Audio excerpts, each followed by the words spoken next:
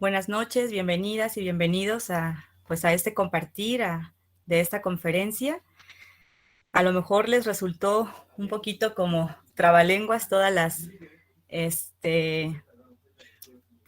cuestiones en las que me he especializado, como es la logoterapia, la tanatoterapia y lo logoterapéutico, ¿no? Suena como un poquito enredoso, pero en realidad, pues tiene que ver como esta unión de la tanatología con la logoterapia, ¿no?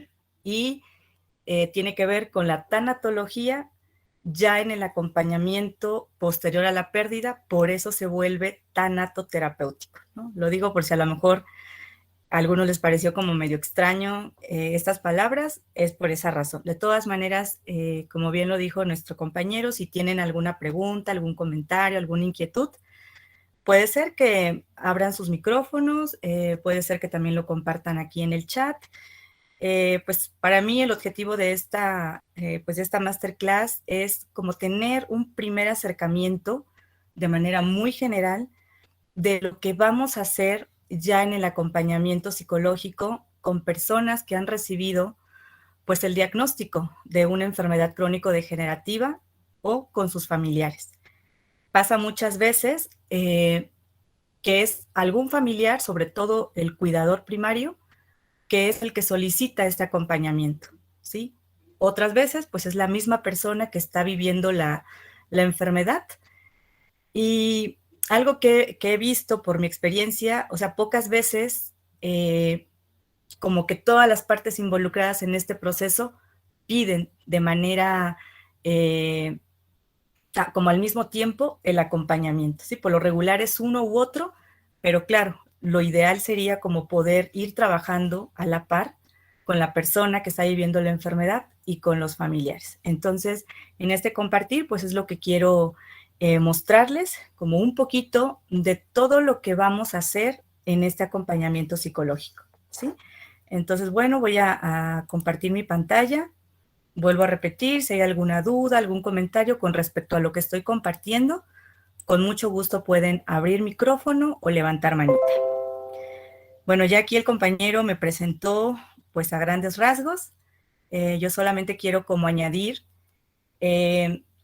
mi interés como el haber estudiado y el haber profundizado en estas cuestiones o en esas temáticas de las pérdidas, de la muerte, de los procesos de duelo, pues parte también de una experiencia de vida, ¿no? De mi propia experiencia de vida, teniendo familiares que han vivido alguna enfermedad crónico-degenerativa y sobre todo el haber vivido muchas muertes pues en mi familia, ¿no? Esto me llevó pues a profundizar en estas temáticas y bueno, actualmente, como lo dijo el compañero, estoy en este proceso también de certificarme como dula de vida, muerte y transición. Aquí en México esto es un movimiento que apenas pues está tomando fuerza.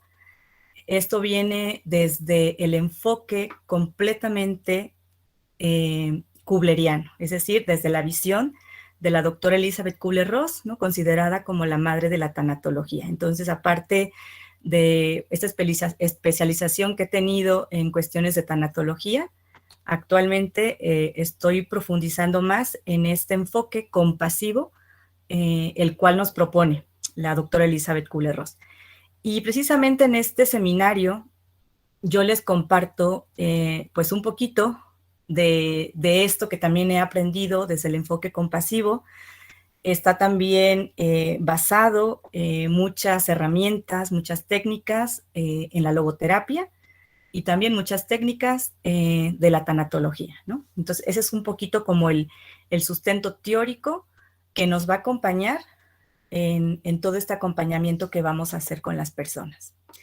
Y yo estoy segura que muchos de los que estamos aquí a lo mejor o están viviendo alguna enfermedad crónico-degenerativa o tienen algún familiar pues que está viviendo una enfermedad. O quizás muchos de ustedes ya se dedican un poquito a este acompañamiento en la pérdida y pues quieren profundizar más, ¿no? Pero bueno, yo creo que en algún momento nos va a tocar, si es que no lo hemos vivido, ya sea que nosotros enfermemos o que un familiar muy cercano enferme. Y a veces el poder tomar este tipo de seminarios nos dan como herramientas para poder transitar o para poder vivir esos procesos de pérdida, ¿no? No significa que no nos van a doler, no significa que vamos a afrontarlos de una manera súper óptima, pero sí que nos van a dar muchas herramientas como hacia dónde encaminarnos. Bueno, hasta aquí no sé si alguien quiera comentar algo, igual si quieren compartirme en el chat qué formación tienen, ¿no? Y si es que este tema del acompañamiento psicológico ante el diagnóstico de enfermedades crónicas les llama la atención y qué es lo que les llama la atención de hacer este tipo de acompañamiento. Tenemos que partir, o bueno, yo al menos parto de la idea de que todo profesional de la salud debería proporcionar o dar acompañamiento, ¿sí?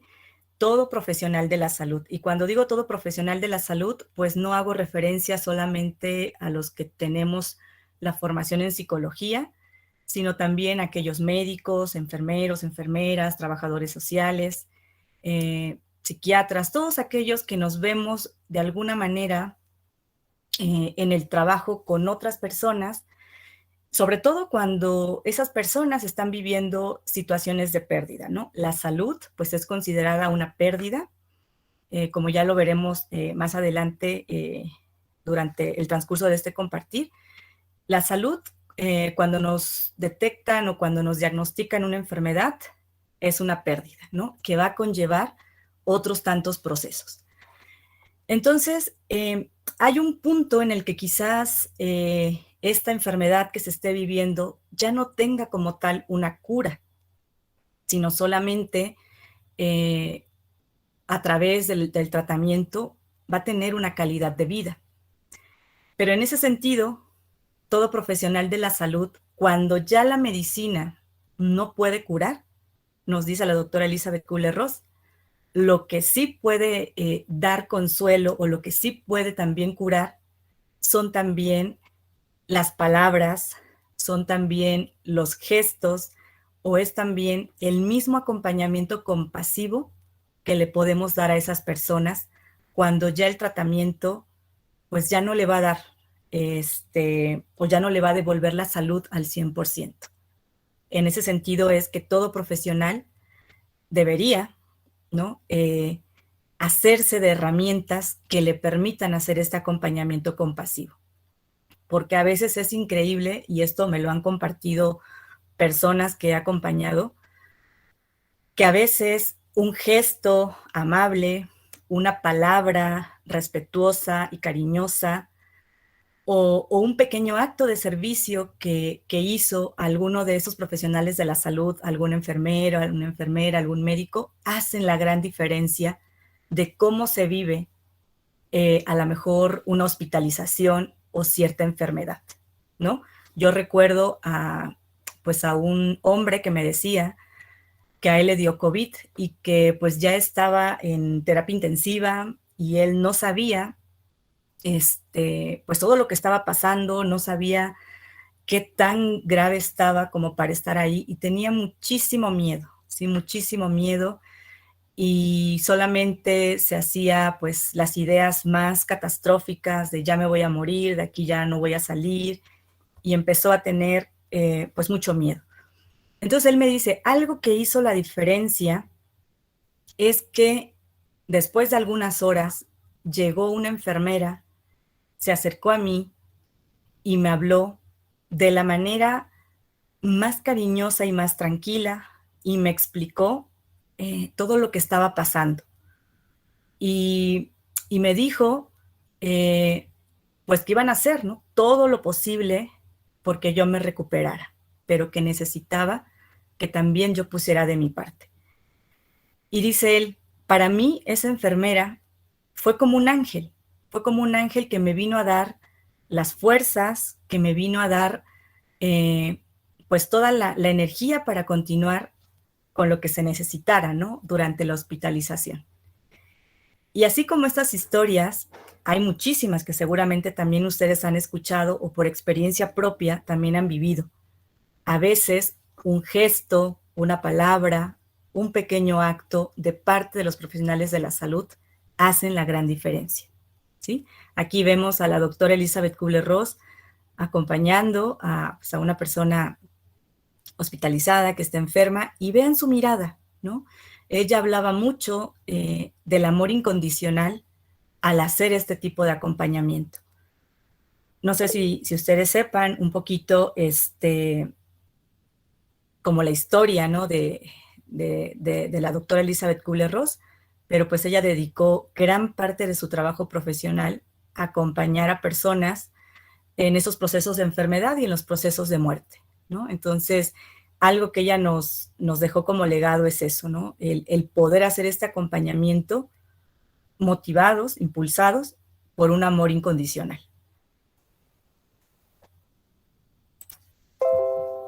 Ahora, para hacer un acompañamiento psicológico es necesario tomar en cuenta al ser humano como un ser biopsicosocial y espiritual. No solamente es la parte médica, la parte biológica, la parte de la enfermedad, es considerar todos estos aspectos, ¿no? Claro, a nosotros como psicólogos o como acompañantes psicológicos, nos va a tocar trabajar precisamente con la parte psicosocial, espiritual y emocional, ¿no? Aquí la emocional, dirán ustedes, ¿por qué no la puse? Porque la emoción va muy ligado con lo psico, con la dimensión psicológica, ¿sí? Entonces, cuando yo digo psicológica, hago referencia a la parte cognitiva, a la parte emocional y a la parte conductual. Pero para entender a este ser psicológico es necesario entenderlo dentro de su contexto social y cultural, ¿no? Que es la otra parte. Y lo espiritual, aquí lo abordamos, bueno, al menos yo lo abordo desde el enfoque logoterapéutico, ¿no? ¿A qué hacemos referencia cuando decimos espiritual? Ahorita ya también se los voy a compartir más adelante. Pero es partir de una concepción de ser humano considerando todas estas dimensiones. Ahora, la tanatología y la logoterapia son enfoques que más se acercan al abordaje en cuanto a la dimensión espiritual, ¿sí? Hay muchos enfoques en psicología, por supuesto, hay muchas maneras de hacer acompañamiento psicológico, por supuesto. Yo lo que aquí les voy a compartir es, por un lado, lo que he aprendido en mi formación profesional y lo que he también puesto en práctica ya en el acompañamiento.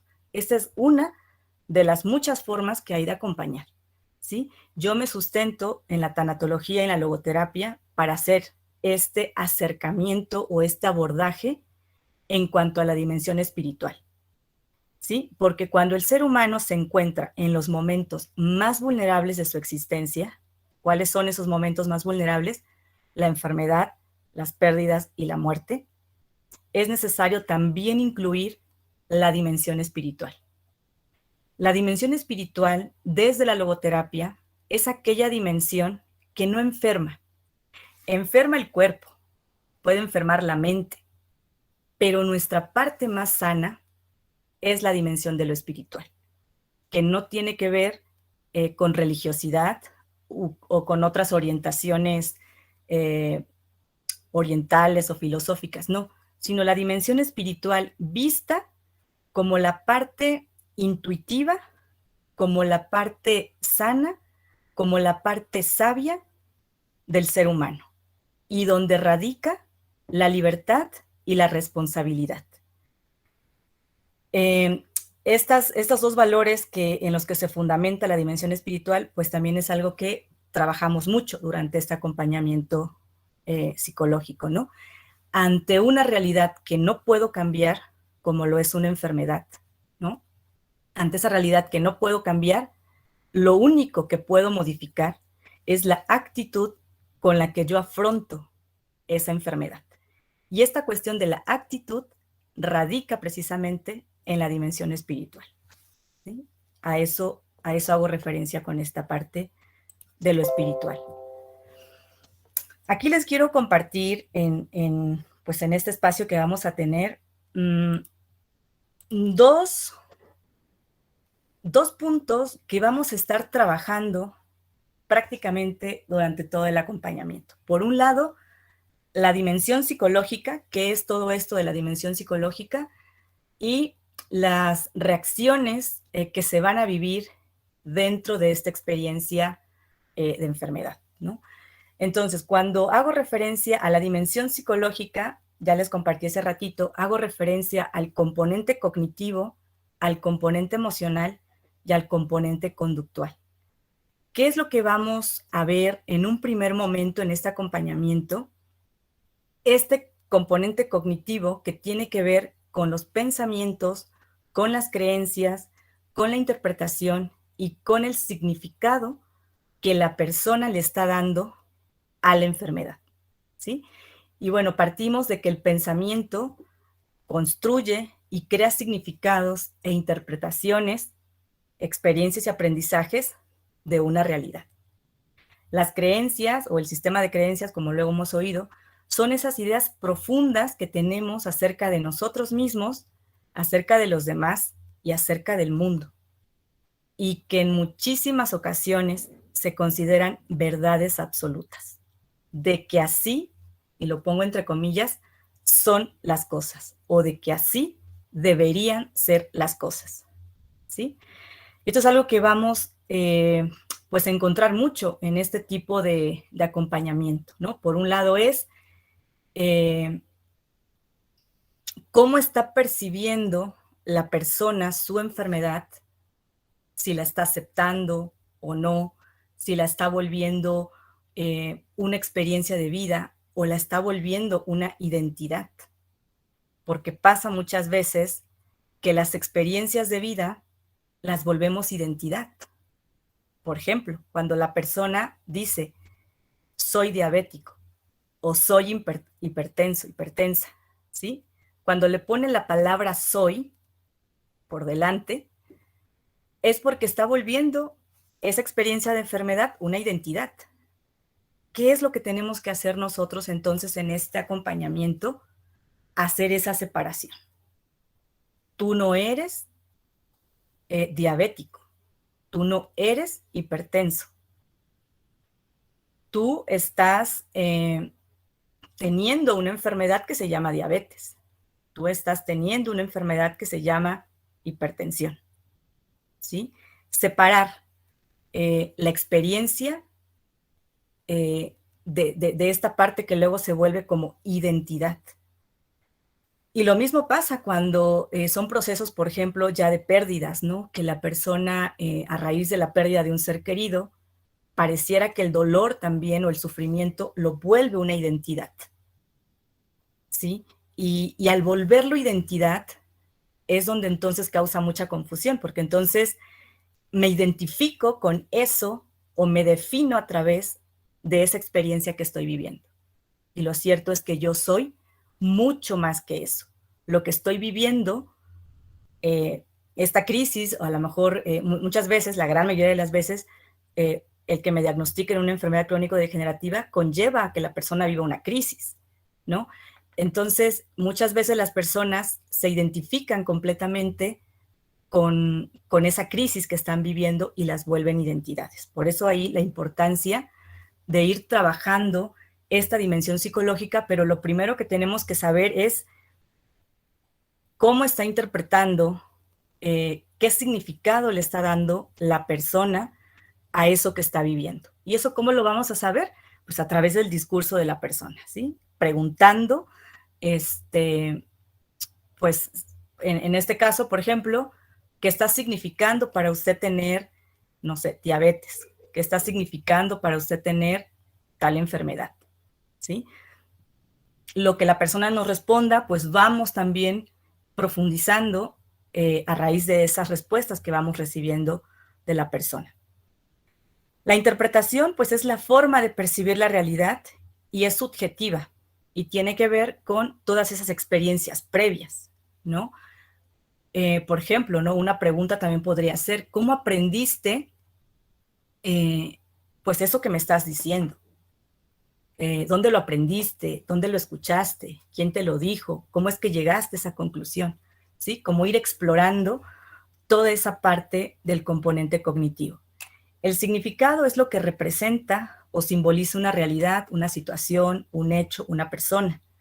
Entonces, a raíz de que nosotros sepamos lo que para la persona está significando o interpretando esa experiencia de enfermedad, es como vamos a ir haciendo pues la reestructuración, la resignificación y poco a poco, a través del acompañamiento y con algunas herramientas de la logoterapia, ir encontrando sentido, respuestas, aprendizaje, para qué es a esa experiencia dolorosa, ¿no? Como lo es la enfermedad.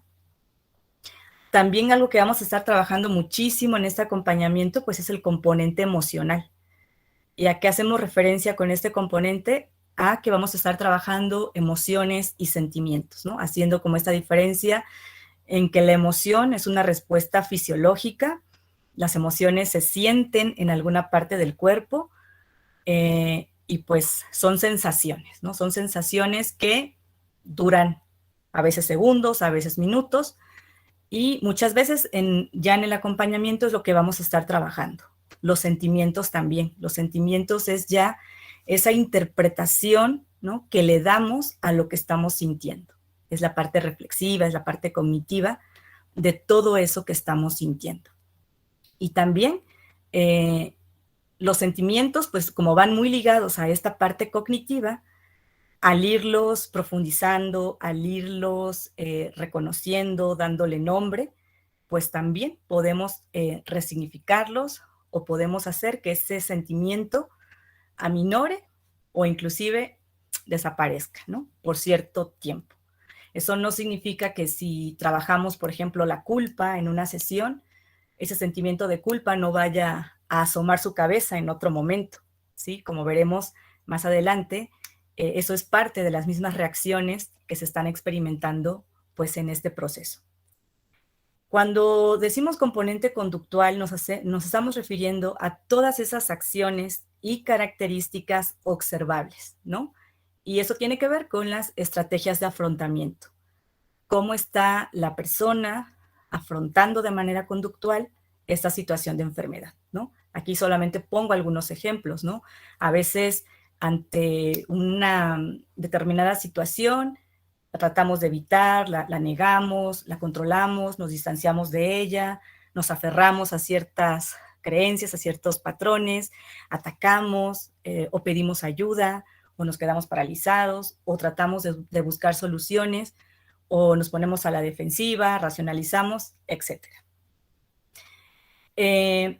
Ahora, yo parto de la idea, al igual que la logoterapia, de que el ser humano es un proceso dinámico.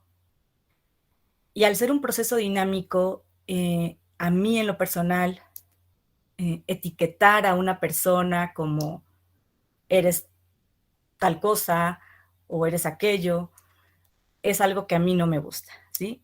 A mí me gusta más poder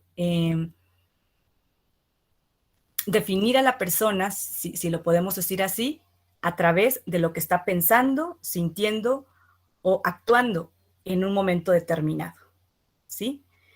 Cuando yo trato de comprender al ser humano desde este proceso dinámico, entonces, de alguna manera, no caigo en estas conceptualizaciones o etiquetas que a veces se hacen de la persona de acuerdo a un cierto comportamiento que está mostrando, ¿sí? Ahorita vamos a ver qué es esto de un proceso dinámico.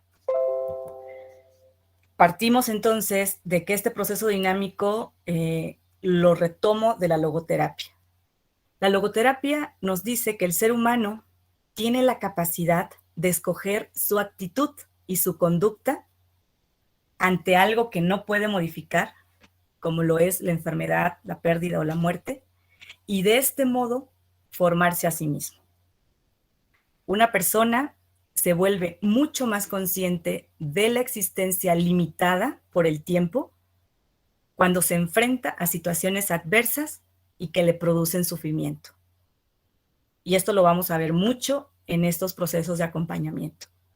Una señora a la que acompañé también cuando le diagnosticaron cáncer de mama, Por supuesto, al inicio la reacción natural y normal pues fue de negación, ¿no? Como no puedo creer que tenga esta enfermedad. Ella decía, me veo al espejo y yo me veo pues como siempre, me veo sana, no puedo creer pues que yo tenga esta enfermedad, ¿sí? Conforme fue pasando el tiempo, pues también se fue dando cuenta que efectivamente el cáncer estaba en su cuerpo. Fuimos trabajando en todo este acompañamiento y al final de todo este proceso que llevamos, ella llegó a la siguiente conclusión, ¿no?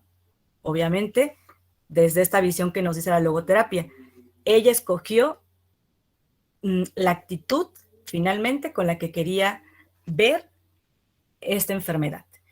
Y ella después decía, para mí el cáncer es actualmente una gran amiga. Para mí fue un parteaguas el haber sido diagnosticada con cáncer, un antes y un después en mi vida. Antes del cáncer yo vivía para trabajar, yo vivía corriendo de mi trabajo a mi casa, dedicada también completamente a mis hijos, que ya eran pues personas ya bastante mayores. Sin embargo, ella seguía como solucionándoles ciertas cosas a sus hijos y bueno, no vivía, digamos, una situación muy agradable en el entorno familiar. Entonces ella comentaba esto, esto es antes del cáncer. Después del cáncer, algo maravilloso, dice ella, que me trajo el cáncer, es que pude voltear a verme a mí. Y entonces me di prioridad, ¿sí? Me di prioridad. Ahora para mí, la vida la vivo con mucha mayor conciencia y con mucha mayor intensidad, ¿sí? Entonces a esto se refiere que a veces estos procesos de pérdida y de muerte no necesariamente van a dejar a la persona en un estado de sufrimiento permanente. Muchos hacen algo con ese sufrimiento, ¿sí? Y es lo que, pues, pretendemos hacer con este acompañamiento, que ese dolor que les está produciendo vivir una determinada enfermedad, ¿para qué? ¿Para qué de este dolor que estoy viviendo? No para qué me enfermé, ¿sí? Porque para qué me enfermé, obviamente es una respuesta que a lo mejor no, es una pregunta, perdón, que no va a haber respuesta que satisfaga a la persona. No se trata de eso. La enfermedad en sí misma o las pérdidas en sí mismas no es que tengan sentido, ¿no? Como a veces hemos escuchado, ¿no? O sea, encuentra sentido a esta muerte, encuentra sentido a esta enfermedad. La enfermedad en sí misma no tiene sentido, ¿sí? A lo que yo le voy a dar sentido es al sufrimiento que eso me está provocando. ¿Qué voy a hacer con esto? ¿En qué me quiero convertir después de esta experiencia o con esta experiencia? Y esto fue lo que hizo esta señora, ¿no? Darle una resignificación a la experiencia de cáncer. La logoterapia concibe al ser humano como libre y responsable, ¿sí? Y pues la logoterapia nos habla que hay dos tipos de libertad, una libertad de y una libertad para. La libertad de muchas veces, bueno, no muchas veces, es condicionada, ¿sí? La libertad de es condicionada. ¿A qué se refiere esto? A que nosotros estamos inmersos en un contexto social y cultural, a que nosotros tenemos unos padres que no escogimos, ¿no? Que la vida así nos los dio. Nacimos en un determinado país, nacimos en un determinado lugar, nos enseñaron determinadas creencias, nos educaron de determinada forma. En ese sentido, la libertad es condicionada, porque es a partir de un contexto social y cultural, ¿no? Por ejemplo, si yo quisiera salir como desnuda a la calle, igual tengo esa libertad. Sin embargo, esa libertad también se ve pues limitada porque va a tener una consecuencia hacer esa acción, aunque yo aparentemente sea libre de hacerlo. Sin embargo, por este mismo contexto en el que estoy inmersa, no soy completamente libre de hacerlo, va a tener una consecuencia. Y esto hace referencia entonces a que esta libertad está condicionada por la parte social, por la parte física, por la parte psicológica. Pero hay otro tipo de libertad que está alojada o que se encuentra dentro de la dimensión espiritual, que es la que les decía hace ratito. En esta dimensión espiritual o de lo espiritual, ahí sí soy libre para. ¿Y a qué hace referencia esta libertad para? Para yo tomar una actitud ante esos condicionamientos que quizás no puedo cambiar. ¿Sí? Entonces, esta libertad y esta responsabilidad radican en esa dimensión de lo espiritual, que recuerden, es la parte sana, es la parte sabia, es la parte intuitiva del ser humano. La persona es responsable de dar significado único a su propio sufrimiento y a su muerte. Nosotros, como acompañantes, pues vamos a proporcionarle un cierto contexto, vamos a proporcionarles una contención, vamos a proporcionar ciertas herramientas para que este significado la persona lo pueda descubrir y encontrar por sí misma, pero es ella la que lo va a hacer. El ser humano es una continua posibilidad de ser.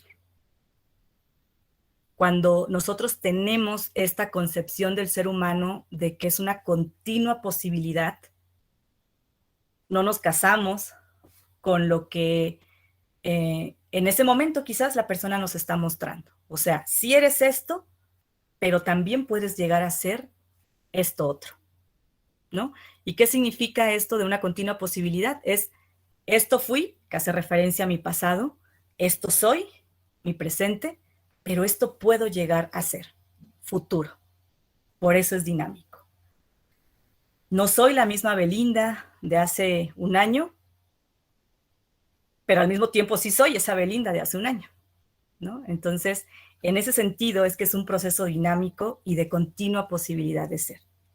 Y al menos yo, en este acompañamiento que brindo, pues así es la forma en la que yo percibo a la persona que estoy acompañando. Otro punto que vamos a estar pues continuamente también viendo en este proceso es las reacciones que trae un duelo anticipatorio. Cuando una persona recibe un diagnóstico de una enfermedad crónico-degenerativa, como, no sé si lo saben, pero una enfermedad crónico-degenerativa es una enfermedad que no tiene cura, ¿no? Pero que a través de un tratamiento médico y también psicológico, pues puede proporcionar, ¿sí?, calidad de vida. Muchas enfermedades crónicas, de acuerdo a la etapa en la que son diagnosticadas, pueden llevar a la muerte de una manera más próxima o no, ¿no? Hay enfermedades que tienen una prevalencia en el tiempo mucho mayor y con ciertos cuidados, con cierto tratamiento, la persona puede vivir muchísimos años, ¿no? Como una diabetes, una hipertensión, inclusive el cáncer, ¿no? Antes era considerada una enfermedad mortal. De hecho, muchos escuchamos la palabra cáncer y lo primero que pensamos es, me voy a morir. Pero también ha habido muchísimos casos en los que el cáncer ha remitido, o bien con un tratamiento se puede tener una calidad de vida y muchos años, ¿no? Teniendo la enfermedad. Entonces, dependiendo también de la etapa en la que se diagnostica esta enfermedad, estamos hablando de que se puede enfrentar a la muerte de una manera más cercana o no. El doctor Alfonso Reyes Subiría, que fue uno de los máximos también exponentes de la tanatología aquí en México, él dice que el duelo anticipatorio es aquel duelo experimentado con anterioridad a la muerte. Y este duelo lo va a experimentar la persona que acaba de recibir la noticia de que posiblemente su enfermedad no tiene cura y que va a morir en un determinado tiempo, y también sus familiares, ¿sí? Los familiares también van a experimentar la pérdida paulatina de su ser querido hasta la muerte. Y pues en ese sentido, la familia es la que experimenta dos duelos. Uno, este duelo anticipatorio, que es todo este proceso de enfermedad, y si su familiar llega a morir, ahora tendrán también que vivir el duelo posterior a la pérdida o a la muerte. Este duelo anticipatorio entonces comienza cuando la pérdida definitiva, es decir, la muerte, se presume cercana o inminente, ¿sí? Esto va a depender de qué enfermedad, de la etapa en la que está diagnosticada. Pero otros autores plantean que ya el simple hecho de que a mí me diagnostiquen una enfermedad crónico-degenerativa que a lo mejor no es que me vaya a llevar a la muerte de manera inmediata, de alguna manera la persona ya está como en ese, pues como en ese proceso de que si no sigue un tratamiento médico, que si no sigue los cuidados que requiere la enfermedad, pues eso también la acerca o lo aproxima más a la muerte, ¿sí?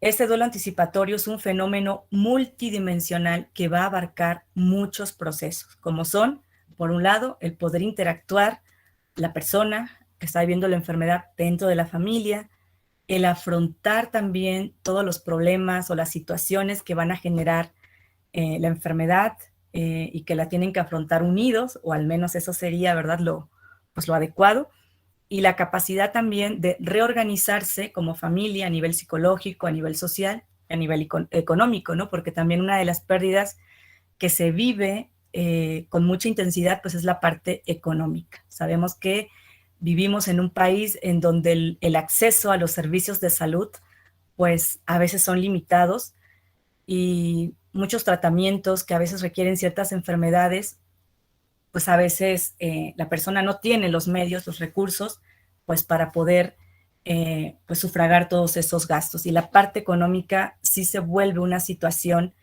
pues bastante dolorosa, ¿no?, para la familia. ¿Cuál es la finalidad pues, de vivir o de atravesar o de acompañar este duelo anticipatorio? Es que la persona tenga calidad de vida, ¿no? No cantidad de vida, sobre todo cuando ya se está en una etapa terminal de la enfermedad, sino calidad de vida. Y que la persona que posiblemente va a morir llegue a la resolución de sus necesidades, ¿sí? Así también como la familia.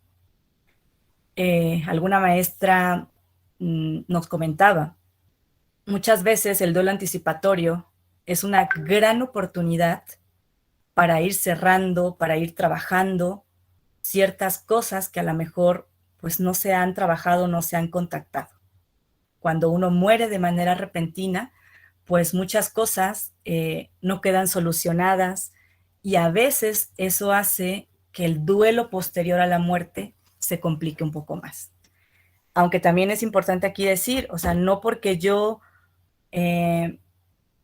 tenga este acompañamiento durante mi duelo anticipatorio, quiere decir que lo voy a vivir más rápido, o sea, después de la pérdida, o que me voy a recuperar muy pronto, o que no me va a doler tanto, ¿no? Pero sí que me puede brindar más herramientas para transitarlo de una manera diferente, ¿sí? Vamos a ver también que en este duelo anticipatorio, pues la persona y la familia va a experimentar diferentes reacciones. La doctora Elizabeth Kubler-Ross hacía referencia a etapas que se viven en este duelo anticipatorio. El doctor Alfonso Reyes Subiría nos habla de fases. Otros autores, y yo concuerdo mucho también con ellos, es que ni son, como que no son fases o etapas, sino son reacciones. Reacciones que tienen que ver con el componente cognitivo, que tienen que ver con el componente emocional y que tienen que ver con el componente conductual. Si ustedes se dan cuenta, aquí puse algunas reacciones, algunas de las muchas que se experimentan, y que tienen que ver con esos tres componentes, ¿no?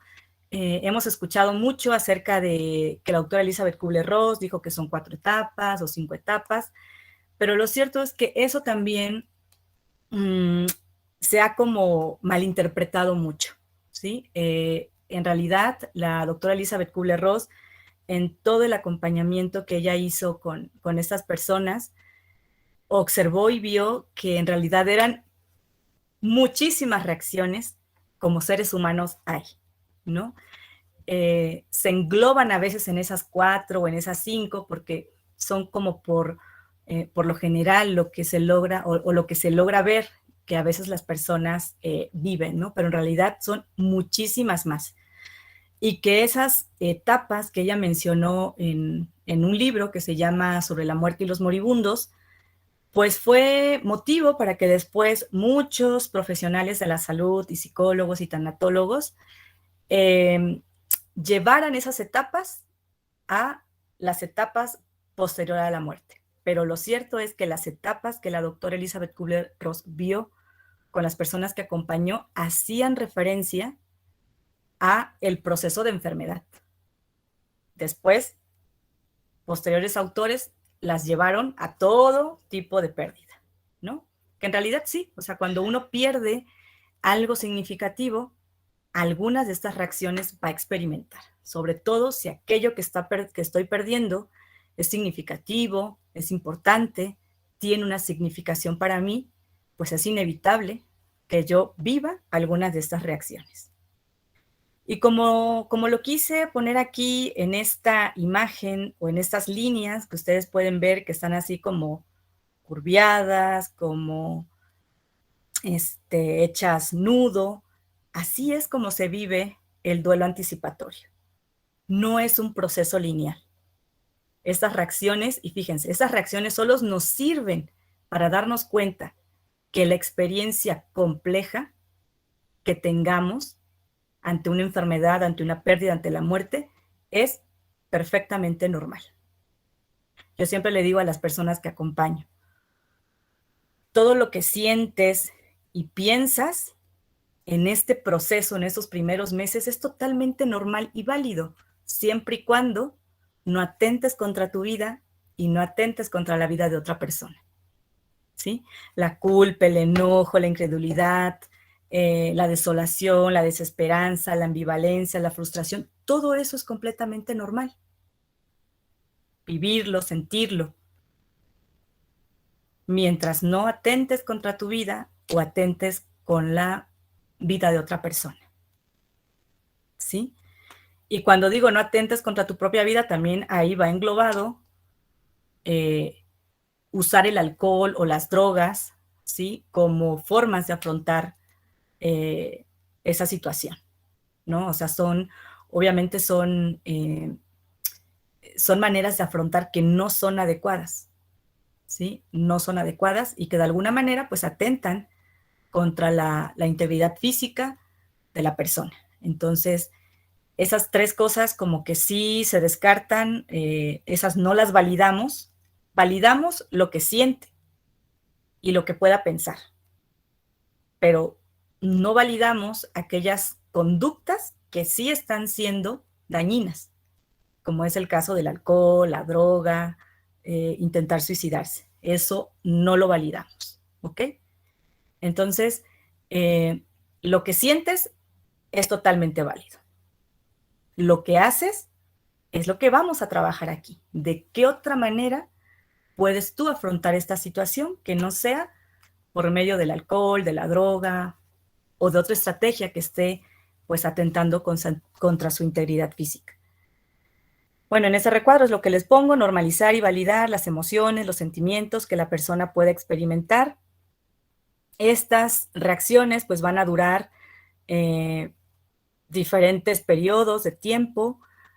Algunas reacciones van a reemplazar a otras, o a veces pueden coexistir muchas, ¿no? Apenas me decía una persona, es que ya no sé ni qué siento, al mismo tiempo siento enojo, siento tristeza, siento rabia, siento frustración, al mismo tiempo siento todo eso. Claro, claro que sí se pueden experimentar muchas de estas reacciones al mismo tiempo, o solamente experimentar una, o quedarme por mucho tiempo en alguna, ¿no? Entonces, bueno, ir validando toda esa parte e ir también trabajándola dentro de este acompañamiento. Podemos empezar muchas veces con el impacto de la noticia y quedarnos ahí un rato. Podemos comenzar con la negación, después podemos pasar a esta depresión reactiva, ¿no? A raíz del diagnóstico de una enfermedad, podemos regresarnos al enojo, podemos tener un espacio de aceptación.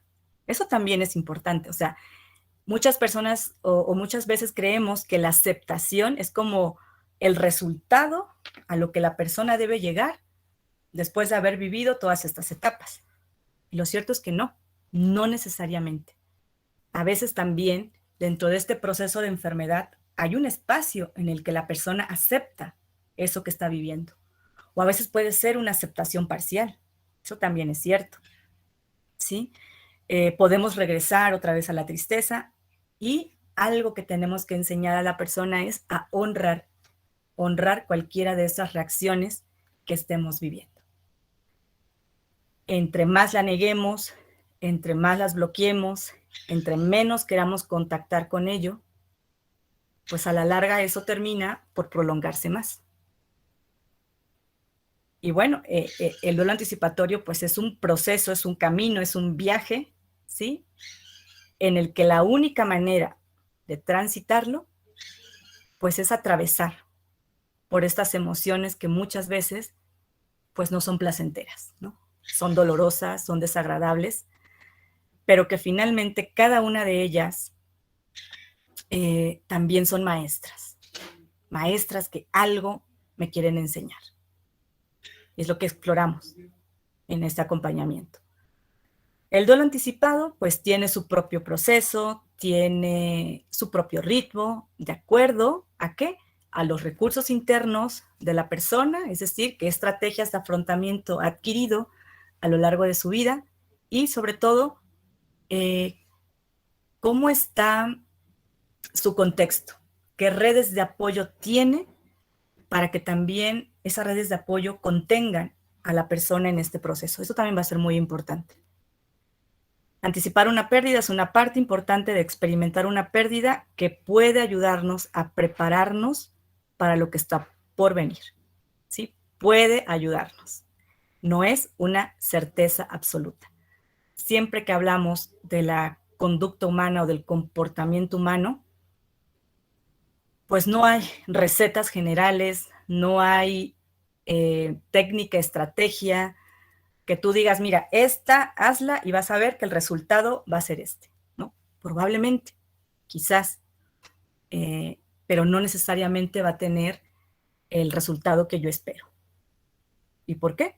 Pues porque cada persona es única y porque cada persona tiene una experiencia de vida, una dimensión psicológica, ya vimos todo lo que compone la dimensión psicológica, y eso hace que estos procesos sean complejos, ¿no? A mí me gusta utilizar también mucho la palabra complejidad, porque complejidad hace referencia a múltiples factores, ¿sí? Y también es una manera de resignificarle a la persona cuando dice, esto está siendo muy difícil, esto está siendo muy duro, esto está siendo, ¿no? Cuando a veces tienen como esa connotación, pues un poco catastrófica o negativa, me gusta reestructurarlo como es una situación, una experiencia que está siendo muy compleja. ¿Y compleja por qué? Porque son muchos factores que intervienen para que tú te sientas así y para que tú percibas la realidad como la estás percibiendo. Es compleja. ¿Para qué acompañar?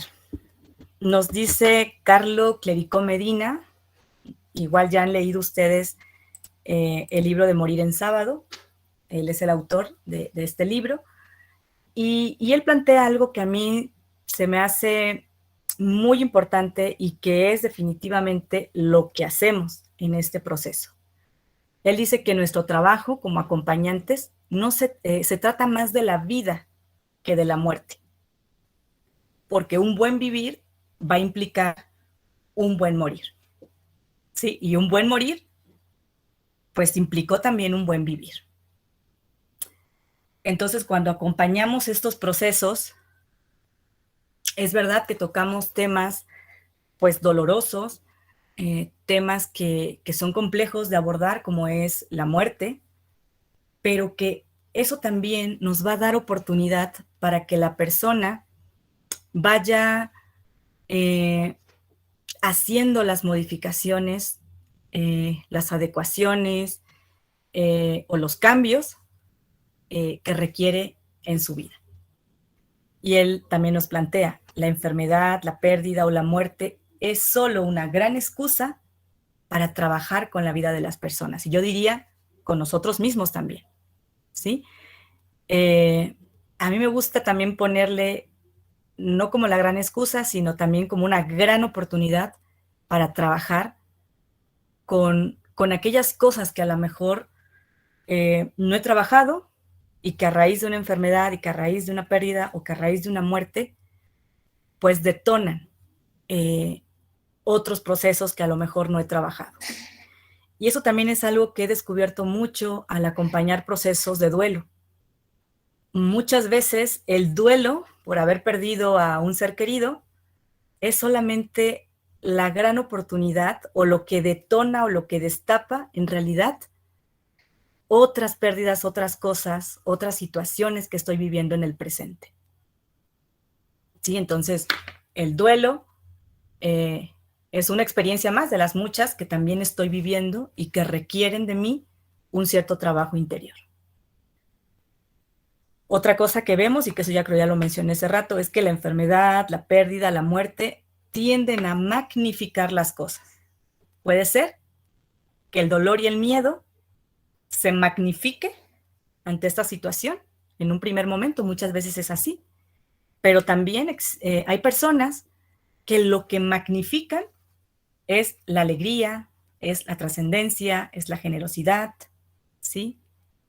Es estas ganas de querer seguir viviendo, ¿no? Como esta señora que les compartí.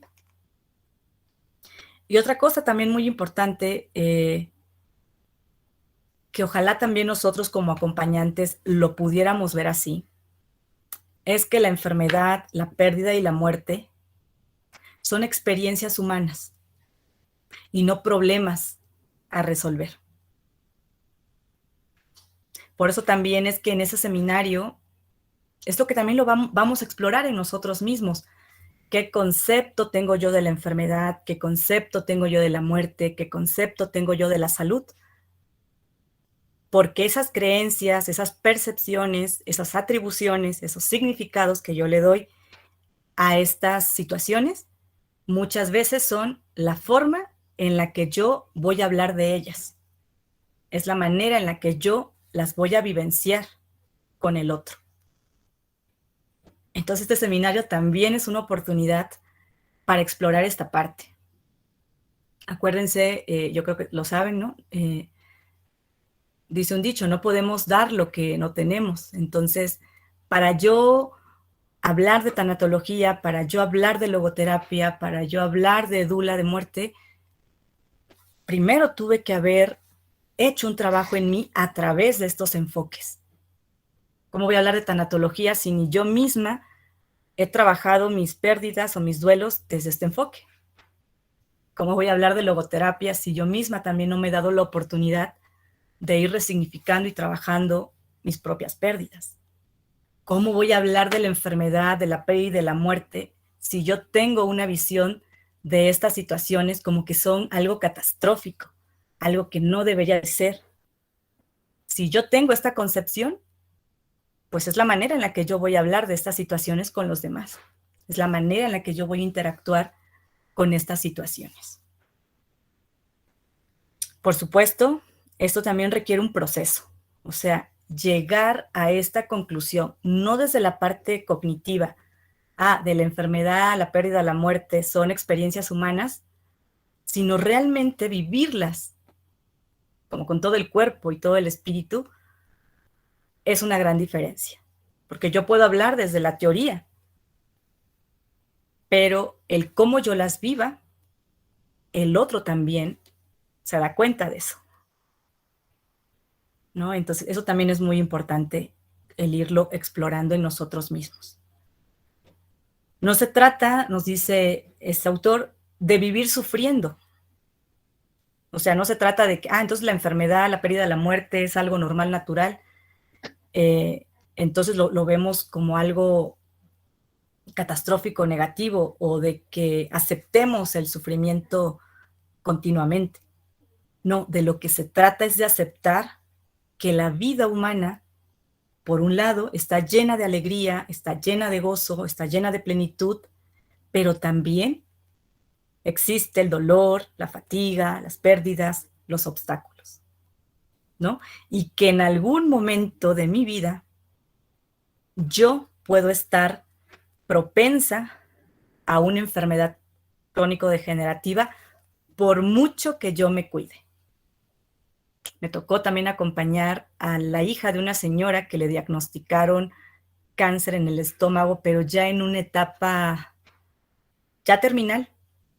Y esta hija decía, pero ¿cómo es posible si mi mamá se alimentaba bien, mi mamá hacía ejercicio, mi mamá se cuidaba emocionalmente?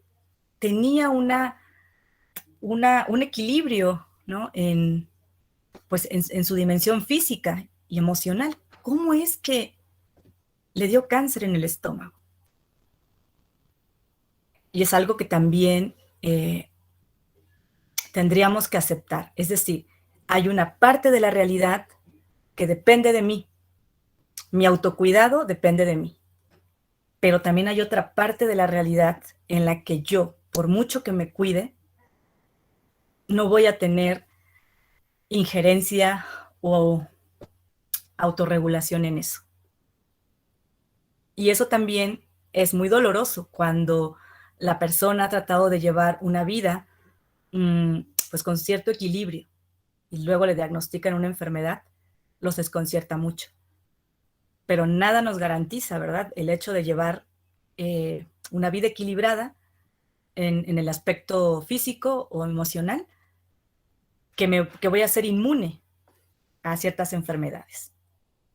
Entonces, la tanatología y la logoterapia, más que ser enfoques que podemos utilizar en el acompañamiento, también se vuelven filosofías de vida. O al menos yo así las vivo. La logoterapia como una filosofía de vida. Si han tenido oportunidad de profundizar en este enfoque, pues sabrán como toda esta riqueza que trae, ¿no? Y si no, pues bueno, también podría ser una buena oportunidad para poder profundizar en ello. El libro El hombre en busca de sentido de Viktor Frankl, que es el padre de la logoterapia, pues los puede acercar un poquito a este enfoque. El acompañamiento es una manifestación del amor. De verdad, hacer este tipo de acompañamiento en situaciones de pérdidas requiere una manifestación de amor.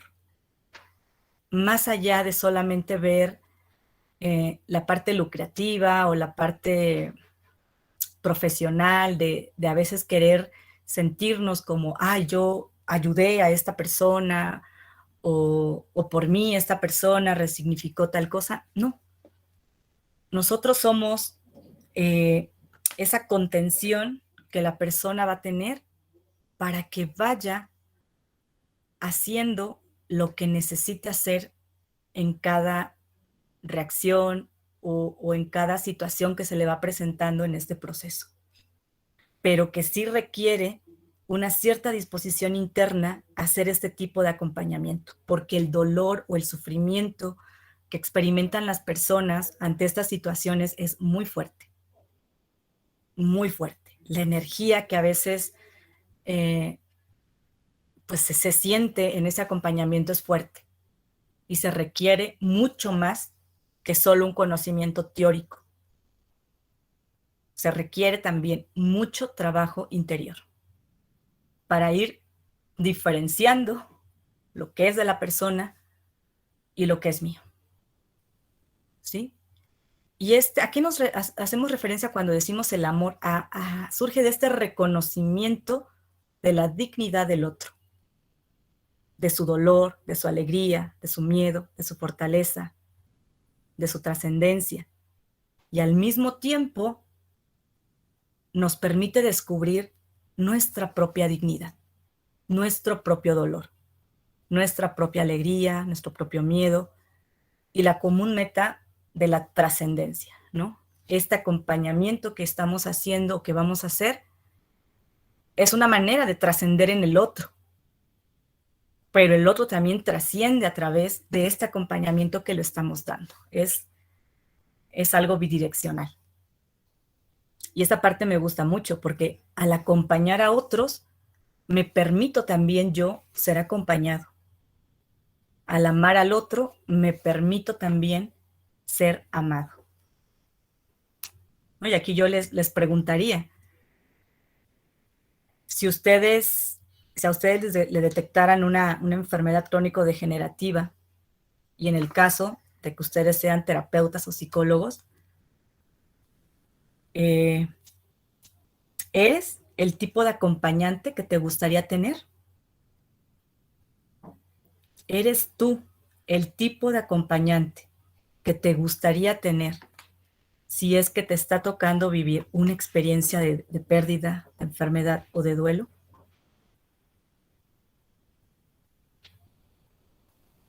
Si sí, ¿desde dónde lo dices, no? Si no, ¿desde dónde también lo dices?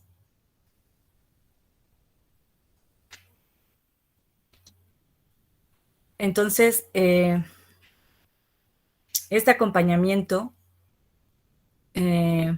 sobre todo cuando son de pérdidas, pues muchas veces se le denomina acompañamiento tanatológico, o si utilizamos el enfoque logoterapéutico, le decimos acompañamiento logoterapéutico, o el mismo Víctor Frank desarrolló también este concepto de cura médica de almas, es decir, cuando la medicina ya no tiene más injerencia, entonces, decía Víctor Frank, necesitamos cuidar, ¿no? Cuidar al otro de una manera compasiva. Cura médica de almas, que no es tampoco un acompañamiento desde la religión, ¿no? Es más o menos lo que también planteaba la doctora Elizabeth Kubler-Ross. Ella hablaba de acompañamiento compasivo. Y a mí me gusta, pues también, nombrar así este tipo de acompañamiento, ¿no? Un acompañamiento compasivo, en donde cuando yo estoy frente a la otra persona, en ese momento somos dos seres humanos que entramos como iguales. ¿Y por qué como iguales? De hecho, en este mismo momento, todos los que estamos aquí, las 25 personas que estamos aquí, en este momento todas somos iguales. Y somos iguales en que en algún momento hemos tenido pérdidas y que también en algún momento vamos a morir. En eso somos iguales. Y cuando acompañamos al otro, pues también nos ponemos en esa misma posición.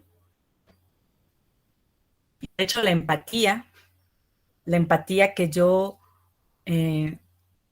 vivencio cuando estoy con el otro es una empatía que no tiene que ver con que me pongo en los zapatos del otro, sino una empatía en que cuando yo estoy con la otra persona, en ese momento me digo a mí misma, yo podría ser tú. Yo podría estar en el lugar del otro en este momento. Y eso me conecta profundamente con mi parte compasiva. ¿Sí? La empatía es, yo podría estar en tu lugar.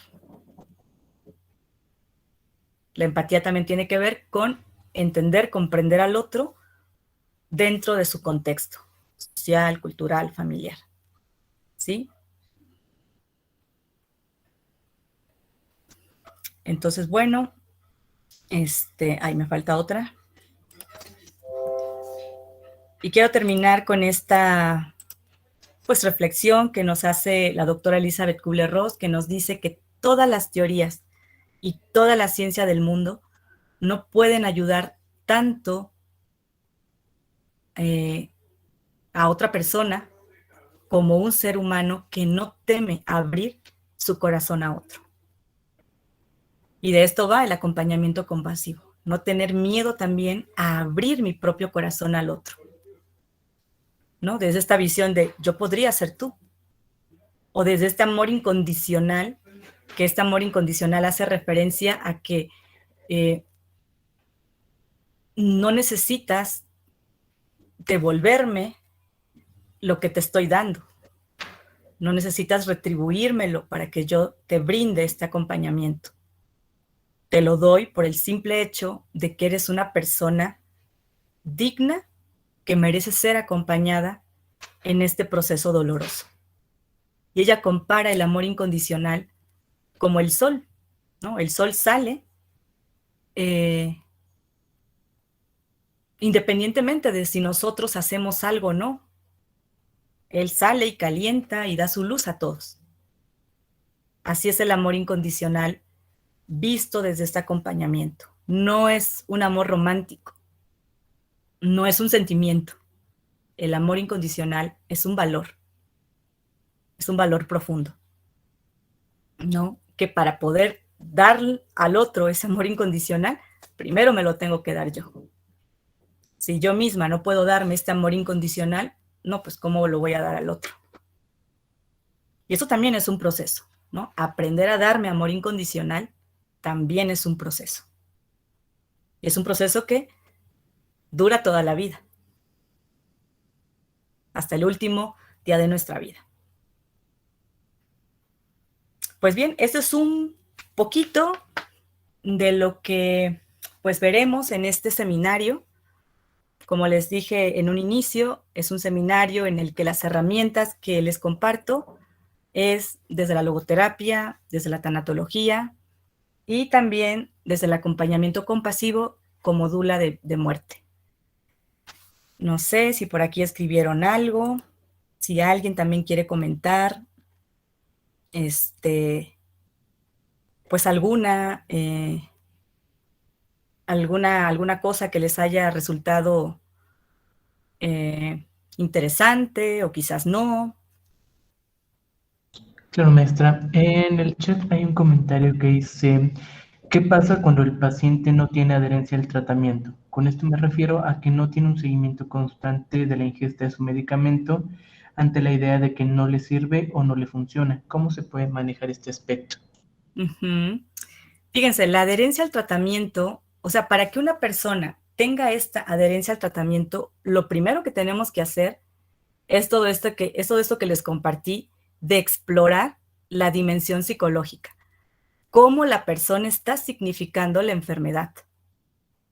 Explorar como por qué hay esa resistencia a esa adherencia al tratamiento. Y por lo regular, lo que yo he visto en la práctica y lo que también otros colegas han visto, es que cuando la persona no le encuentra sentido a esa experiencia de enfermedad que está viviendo, pues ¿para qué va a querer adherirse al tratamiento? No le va a haber sentido adherirse al tratamiento porque no le está dando sentido a esa experiencia de enfermedad. Entonces, la adherencia al tratamiento va a ser la consecuencia de que la persona resignifique la enfermedad. Ni siquiera va a haber necesidad de decirlo, de plantearle que se adhiera al tratamiento, que va a ser la consecuencia de encontrar sentido, va a ser la consecuencia de ir trabajando las emociones, los sentimientos, ¿sí? Pero sobre todo la resignificación a nivel cognitivo de la enfermedad. Eso va a ser la consecuencia. Y para eso es precisamente este acompañamiento que brindamos, ¿no? El que pueda resignificar la enfermedad, el que pueda encontrar sentido, decía Víctor Frank, en el sinsentido. O sea, la enfermedad, la pérdida, la muerte, ese sinsentido. Pero aún en ese sinsentido, tengo que encontrar o debería descubrir qué aprendizajes me está trayendo esta situación, por muy dolorosa que está siendo. Y mientras yo no haga eso, pues todo lo demás tampoco voy a querer hacerlo. ¿Sí? Entonces, trabajar el componente cognitivo, emocional y trabajar desde la dimensión espiritual, es decir, la libertad y la responsabilidad, la actitud con la que se está afrontando la enfermedad, la adherencia al tratamiento va a ser la consecuencia de que lo haga. ¿Sí? Y eso lo he visto en el acompañamiento. Cuando las personas tienen este tipo de acompañamiento, la adherencia al tratamiento la hacen. sin necesidad de que uno tenga que, ¿cómo puedo decir? Sin necesidad de que uno tenga que decirles que se adhieran al tratamiento, sino es la misma consecuencia de trabajar todas estas cosas. ¿Alguien más? ¿Qué les pareció esto que les compartí? ¿Les parece muy descabellado? ¿Les parece interesante? ¿Ya habían escuchado hablar de algunos de estos puntos? ¿Alguien más que quiera compartir algo?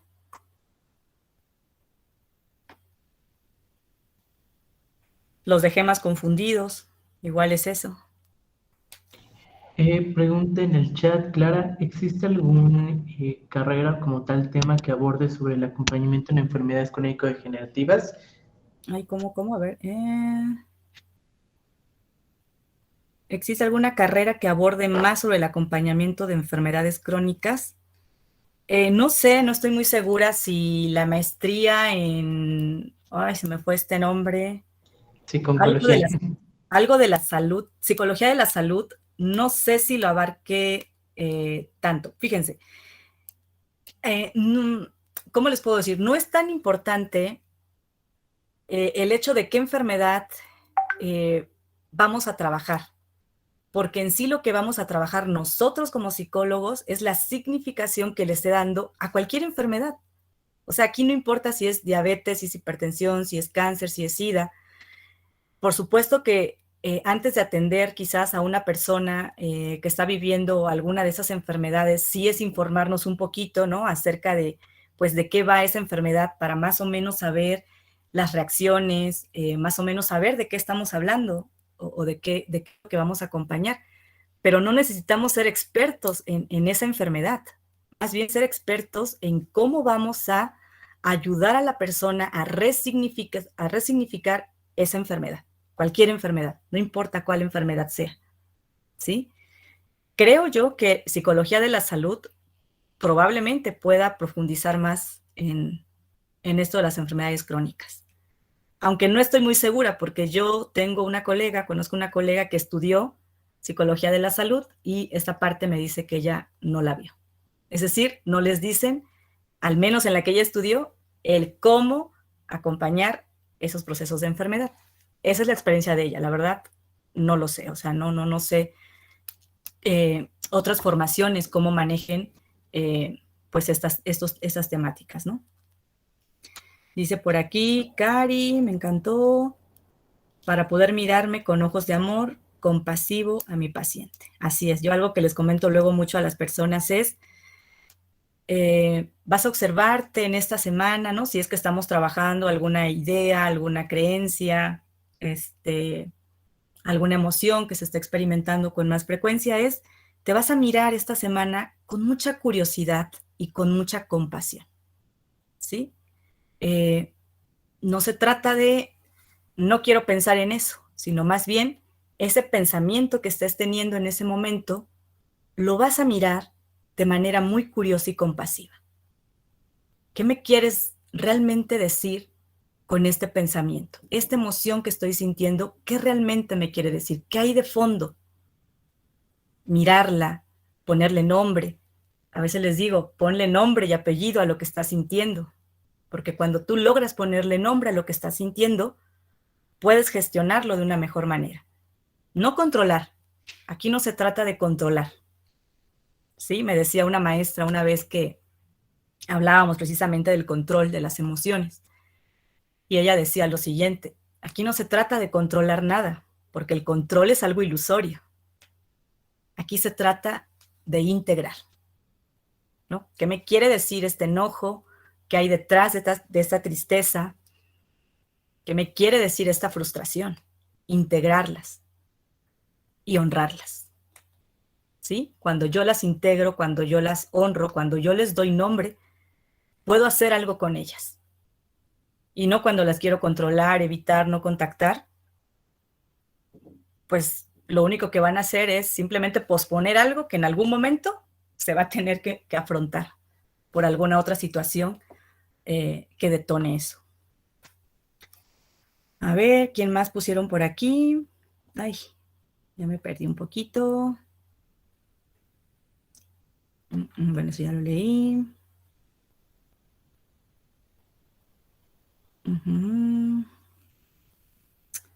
Dice por aquí Cari, muy bonito, trabajando desde mi propia experiencia con un síndrome poco conocido y sin tratamiento para el que me hace aún reflexionar aún más y ser más empática aún. Es verdad, hay muchas enfermedades que a veces, la verdad, a veces uno las escucha y dice, ¿de qué va esta enfermedad? ¿No? Es que hay muchísimas enfermedades, claro, en México prevalecen ciertas enfermedades crónicos degenerativas, que es algo que vamos a ver más comúnmente en el acompañamiento, ¿no? Lo que yo más he acompañado es cáncer, diabetes, cardiopatías, pero lo cierto es que hay una infinidad, lupus, ¿no? Infinidad de enfermedades que a veces también desconocemos y que a lo que voy es que no necesitamos ser expertos en conocer la fundamentación médica o el tratamiento o todos los criterios de ciertas de las enfermedades, sino más bien que cuando me toca acompañar a una persona con una determinada enfermedad que yo no conozca, simplemente es documentarme un poquito acerca de ella, ¿sí? Para que tenga yo una noción general acerca de lo que la persona puede estar experimentando a nivel de sintomatología, pero no para volverme experta en esa enfermedad, sino más bien en poder ofrecerle a la persona herramientas para que pueda afrontarla de una manera diferente. Yo tengo una paciente en la cual su abordaje se me está complicando muchísimo porque, como bien nos comentó, no ha tenido la resignificación de la enfermedad, ya que la negatividad y la idea del miedo a vivir y no a morir se manifiestan a nivel cognitivo y psicológico. Así es. Son procesos complejos. Muchas veces trabajamos en una sesión ciertas emociones o ciertas creencias o cierta reacción y resulta que a la siguiente sesión todo eso pareciera como si no lo hubiésemos trabajado. Eso es normal. O sea, no nos sintamos que por el hecho de que no veamos esta progresión o esta como esta consecuencia de, porque trabajé tal cosa, entonces ya la persona lo va a vivir ya de una mejor manera, ¿no? Acuérdense que el proceso no es lineal y que hay momentos en que la persona va a tener una aceptación de lo que está viviendo y otros momentos no. Y también el poder darles a las personas esta psicoeducación de este proceso, eso también ayuda mucho. De verdad, ayuda mucho el compartir con las personas esto que les compartí de cómo se dan las reacciones en este proceso de duelo. ¿Sí? Porque cuando nosotros anticipamos una conducta, una reacción, cuando le anticipamos a la persona, muchas veces cuando ya lo está viviendo, el efecto reduce mucho. O la persona puede tomarlo o vivirlo con mucha más paciencia y con mucha más compasión. ¿Sí? Cuando se sabe lo que más o menos se va a experimentar en este proceso. Eso también puede ayudar mucho. E irle validando, o sea, cómo no tener miedo a vivir o a morir ante esto que estás viviendo. Validarle eso. Vamos a profundizar ese miedo a vivir, vamos a profundizar ese miedo a morir. No tener miedo a decir la palabra muerte, no tener miedo a decir la palabra morir, porque eso también hace que la persona, al menos contigo, lo pueda hablar, porque muchas veces con la familia no se atreven a decirlo y eso también los frustra mucho. Y la frustración muchas veces se manifiesta con mucho enojo, ¿no? Entonces eso también, no tener miedo a hablar, a ver, ¿cuál es el miedo a morir? ¿Cuáles son los miedos que están sosteniendo esa idea? Vamos al fondo, aquí estoy para acompañarte. Yo también tengo miedo, ¿no? Inclusive cuando decimos, compartimos esta parte que dice la doctora Elizabeth, cuando no tememos abrir también nuestro corazón. Yo también tengo miedo, pero aquí estoy, ¿sí? ¿Qué tanto tendrá que ver este tema con la infertilidad? También es una enfermedad que deteriora la salud mental. Claro, O sea, hay un impacto en la dimensión psicológica, esta cuestión de la infertilidad, y lo mismo. Es que fíjense, todas las situaciones o todas las dificultades, problemáticas que una persona experimenta como en este caso la infertilidad, lo que hay que explorar también es esa dimensión psicológica. ¿Qué estoy significando? ¿Qué estoy interpretando? ¿Cuál es el sistema de creencias que hay detrás de esta situación? Explorar esa parte, ir al fondo con la persona de por qué lo está significando así, ¿sí? Entonces, todas las situaciones es eso, es ir explorando esa dimensión psicológica e ir trabajando la dimensión emocional para entonces la parte conductual se vea modificada, ajustada o cambiada. Me encanta, ay, muchas gracias, Barbie. Muy bien, pues no sé si tengan algún otro comentario, alguna otra duda, acerca de, pues, de esto que vamos a ver. Claro, maestra, me parece que no hay más comentarios o damos unos minutos más si alguien quiere escribir un comentario final. Mientras tanto, les hago la invitación. En la sala del chat les acabo de pegar una liga con un pequeño formulario. Es únicamente una encuesta, si ustedes la contestan, van a obtener de forma automática en su correo dos cosas. Primero, van a encontrar un artículo referente al impacto emocional que hay en los cuidadores ante el diagnóstico de una enfermedad crónico-degenerativa, así como un descuento especial por haber estado en esta masterclass para que continúen su formación en el próximo seminario en acompañamiento psicológico en enfermedades crónico-degenerativas. Dado que esto es un evento especial, bueno, vamos a dejar abierta la liga unos 5 minutitos mientras les comparto un poco más sobre el seminario. Este seminario es muy importante porque recordemos que en México el cáncer, la diabetes, las enfermedades renales, cardiovasculares, metabólicas, el VIH, son enfermedades muy frecuentes en la sociedad y el desarrollo y el diagnóstico de una enfermedad crónica no solo desemboca en un problema de salud, sino también conlleva una serie de desequilibrios individuales, familiares, lo cual pues dificulta mucho la manera en la que nosotros nos relacionamos con el entorno, nos relacionamos con aquellos a los que queremos y aquellos que quieren seguir siendo parte de nuestra vida. Con este seminario, bueno, nosotros buscamos primero que ustedes comprendan cuáles son los factores biopsicosociales asociados a las implicaciones sociosanitarias, es decir, entender qué es una enfermedad crónico-degenerativa. Vamos a reflexionar acerca de los conflictos éticos más frecuentes que conllevan el tratar este tipo de situaciones. Sabemos que es una situación delicada, un contexto delicado y que puede ser difícil hacer una intervención en ello, y es por ello que es necesario que nosotros nos formemos en estas áreas. Por ello también dentro de este seminario pues se va a buscar entrenarse en estrategias y técnicas de intervención psicológica pertinentes para el trato compasivo de los pacientes, además de también entrenar cómo es el trato con la familia y con los cuidadores, enseñar cuál es el proceso más apropiado a seguir desde esta perspectiva tanatológica. Entre los temas que vamos a discutir a lo largo del seminario son el concepto de enfermedad, el concepto de salud, cuáles son las implicaciones de las enfermedades crónico-degenerativas. Vamos a analizar cuál es el perfil psicológico del enfermo, desde los factores que influyen en él, la concepción que tiene de sí mismo como el ser humano y los 4 cuadrantes que conllevan el perfil, el biológico, el psicológico, el emocional y el espiritual, como lo mencionaba la maestra Belinda.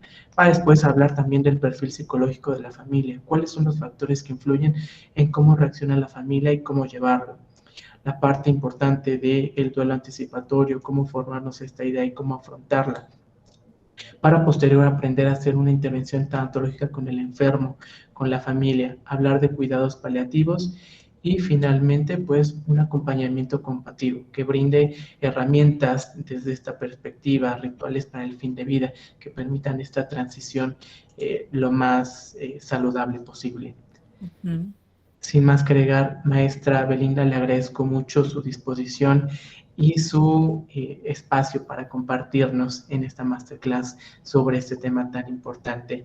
Y a los participantes les agradezco mucho el que se hayan dado la oportunidad de estar aquí ahora. Como lo mencionaba hace rato una compañera, como tal, no hay una carrera que se dedique a esta área, entonces de pronto encontrar especialistas, encontrar momentos para hablar de estos temas tan importantes puede ser complicado. Entonces los invito a que continúen su formación en esta área tan importante. Con esto cerramos este espacio. Si alguien quiere dar unas palabras, déjenme checar si no hay más comentarios. Claro, Gisela. Perdón, maestra, le escucho. No, sí, estaba Pensé que leyendo ibas a decir algo. los comentarios. ¿Hay alguno más por aquí? Felicitaciones más para Creo la que no. maestra. Muchas gracias. Gisela, claro, Gisela, en la sala de chat también están mis compañeros con un enlace a WhatsApp. Si le das clic ahí, ellos te pueden facilitar toda la información, o bien en el correo de la encuesta también vas a encontrar una liga para toda la información.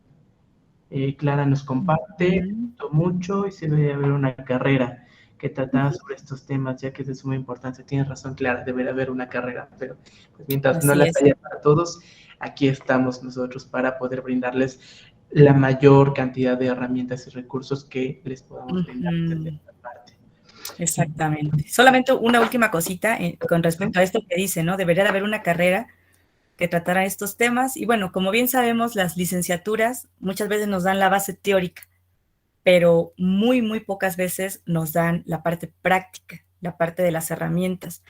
Las herramientas, y toda esta parte práctica, pues la adquirimos precisamente a través de los diplomados, a través de seminarios, a través de cursos, que sí, lo ideal sería eso, ¿no? Que existiese una carrera que abarcara todos estos procesos, pero hasta la fecha de hoy no la hay. Yo creo que, fíjate, has dado una muy buena idea, a ver quién de los que estamos aquí se anima a proponer una carrera con todas estas herramientas, ¿no? Sería increíble. Pero bueno, mientras tanto, tenemos que tomar así por separado diferentes recursos que nos ayuden a pues hacer este trabajo de acompañamiento lo más amorosamente posible.